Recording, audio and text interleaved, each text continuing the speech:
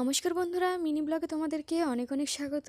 এখন এই যে চলে আসলাম, দেখতে পাচ্ছ কালকে যে ফিশারি থেকে মাছ ধরা হয়েছিল সেই মাছগুলো কিন্তু কাটা চলছে, তো সেটাই তোমাদের সাথে শেয়ার করছি।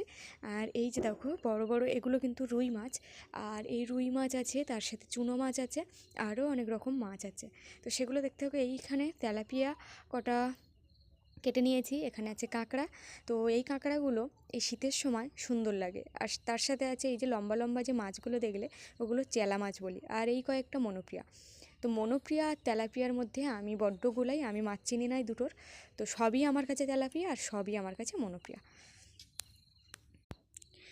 তো মাছটা কাটছি আর ভাবছি কত সুন্দরই না টেস্ট হবে, কারণ ফিশারির মাছ বলে কথা, মানে সারা বছর এরা চড়ে চড়ে, মানে সারা মাঠ চড়ে খায়, তো সেই জন্য।